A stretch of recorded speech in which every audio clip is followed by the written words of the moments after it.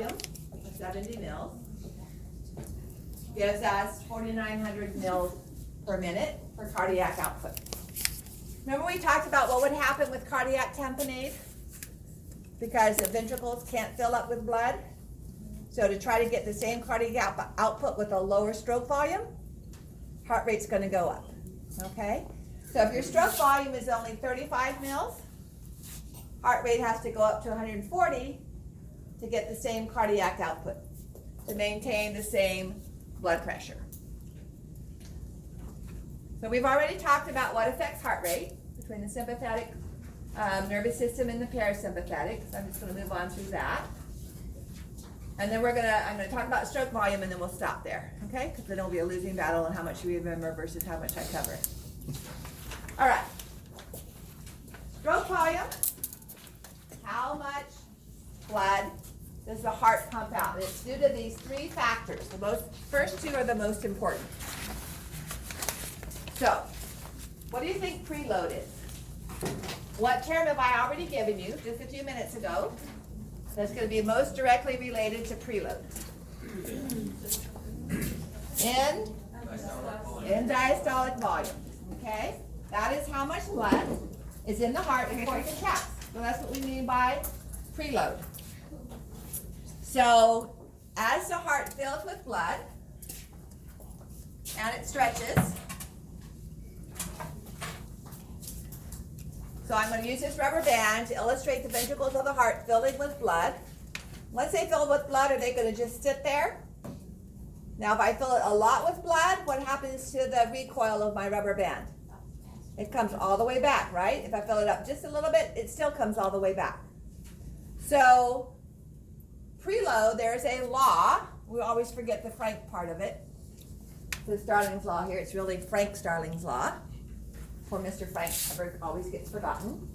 So what we're saying is if we fill up the heart even more and stretch out those myofibers, they will contract with a greater force to bring us back to our regular in-systolic volume. All right? So illustrating that on this table up here, here's our normal in-systolic volume. All right? And actually I should add another one to that, because if we isolate Starling's law all by itself, and here's our normal 65 mils. By the way, you'll see something similar to this on the exam, and I'll ask you what the names of these volumes are. Are we talking about stroke volume or in systolic or in diastolic? All right. So here's our normal total in diastolic volume of 135 mils. So this entire here represents in diastolic volume. Okay? 135 mils. Stroke volume of 70. Everybody with me? That's what we've talked about. We're left with in systolic volume of 65. Okay? So now if we fill the heart up with even more blood,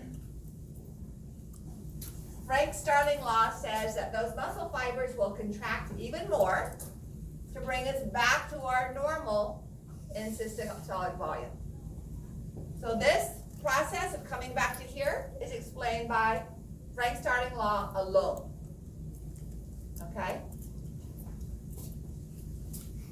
What's going on here?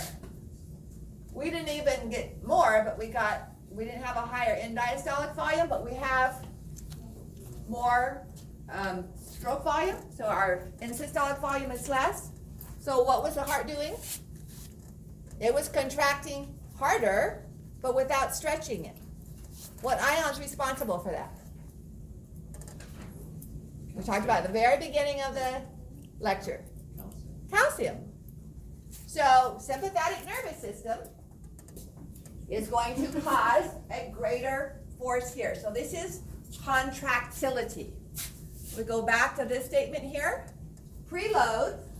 So the more we expand it, the greater the force of contraction.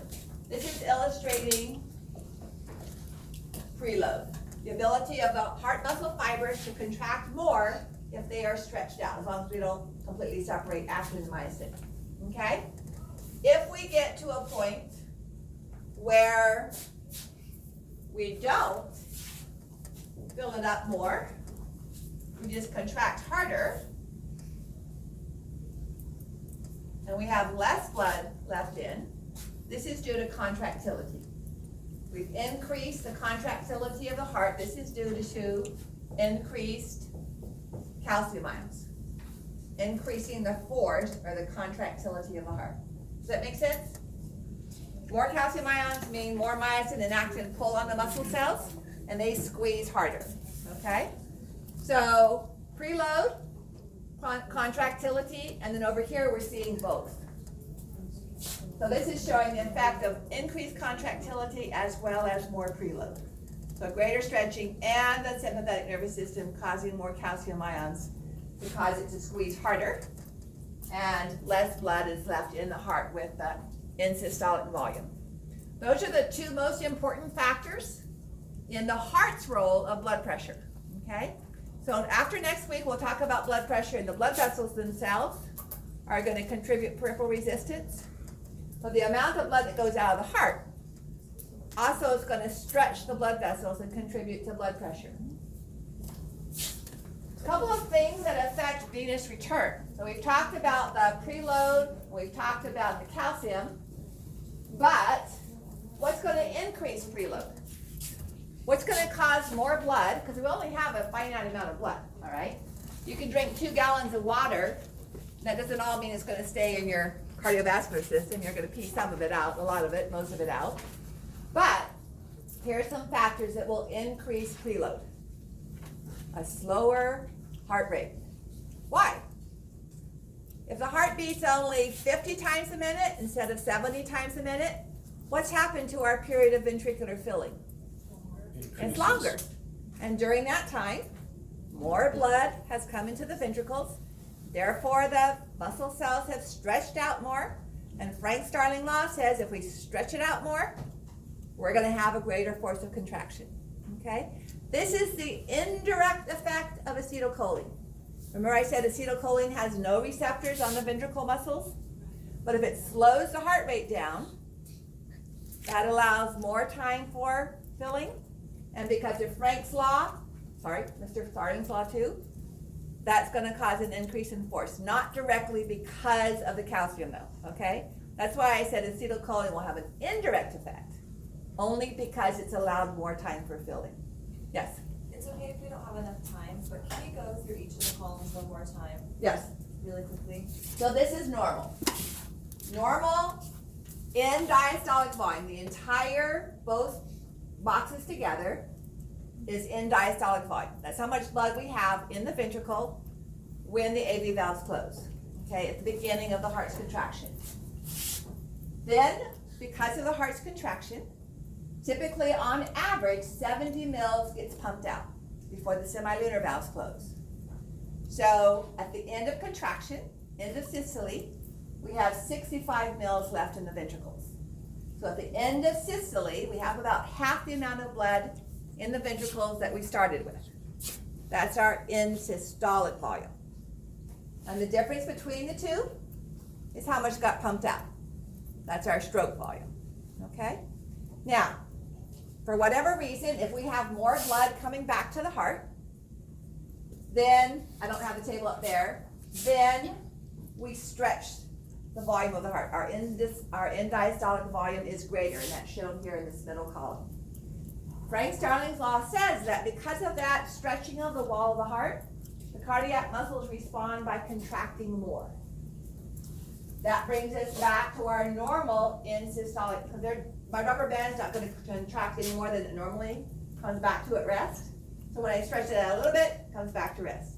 Stretch it out a lot, still comes back to rest. It doesn't come back any smaller than that. Okay, so that's Frank Starling's law. The more I stretch the ventricular muscle, the more it contracts to bring it back to our normal position. So this is illustrating more blood in the ventricles, a higher end diastolic volume. What Frank Starling law says, then the muscles will contract more to bring it back to our normal end systolic volume. Okay? Whereas this one, to keep things clear, I kept my end diastolic volume the same, but with increased calcium, normally because of sympathetic at the contractile muscles, it's gonna contract more, and therefore greater stroke volume, less end systolic. Okay?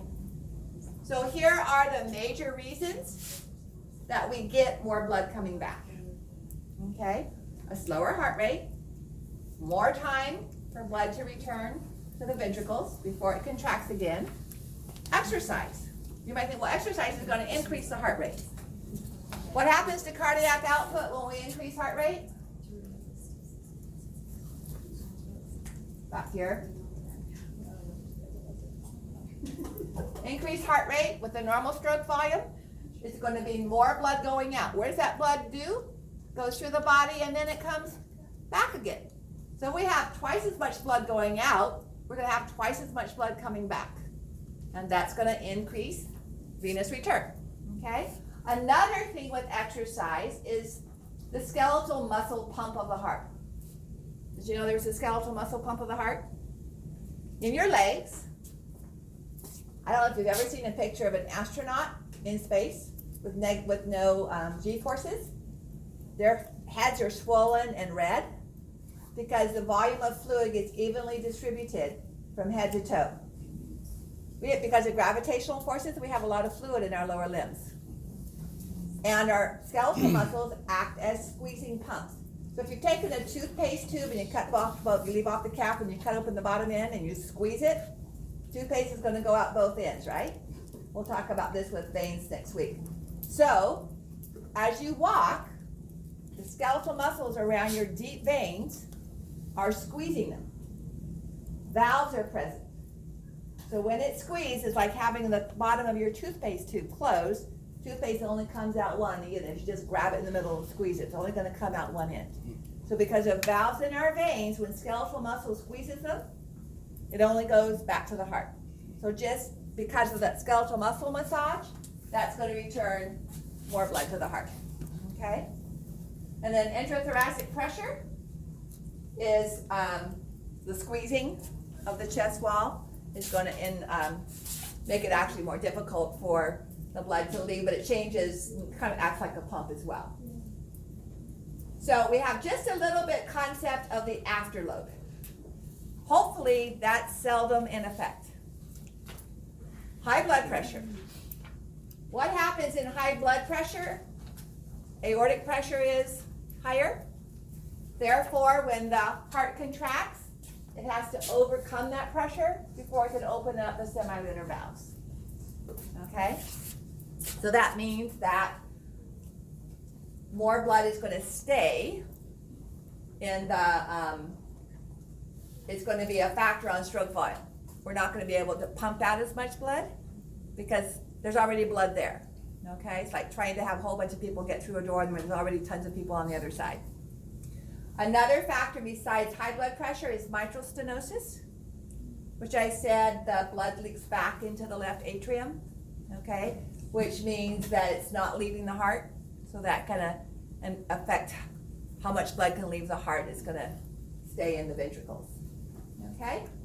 All right, so we'll leave it at that, okay?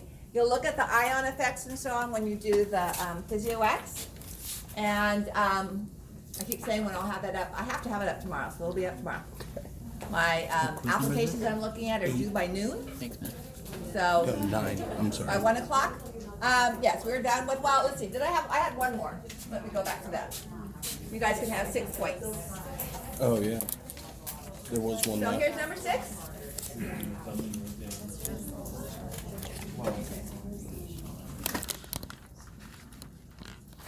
All of this is not nonsense, but you don't need it to answer the question.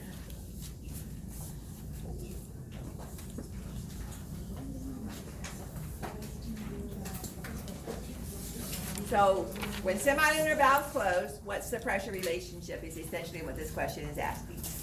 Okay? So when the semilunar valves close, are the atrioventricular valves open or closed? They are? When the semilunar valves close, it's a result of ventricular relaxation. So they have just been pumping blood into the aorta, and now the ventricles are relaxing. It's gonna be C. Semilunar valves closed, AV valves are still closed.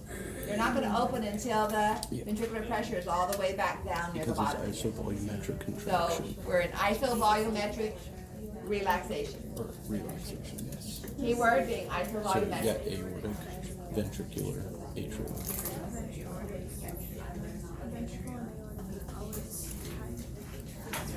So most of this, 99.8% of this, is logical deductions, okay? As long as you remember what opens and what closes the valve. It's pressure on one side or the other. As you're thinking through what's happening, when the ventricles are contracting, what's happening to pressure on the ventricular side of the AV valve? What's happening to pressure on the semilunar side of the on the ventricular side of the semilunar valve, okay? So just take it slow and think about where the blood is moving and where the pressure is changing, and that will lead you to whether the valve is opening or closing, okay? All right, so while you take a break, I'm gonna pull out the ECG machines. We have a couple of them. So work in groups, not everybody needs to do it. If everybody that wants to do it doesn't have a chance in your group, I'll have them out again on Monday, but there's a weekend for us. Oh, no.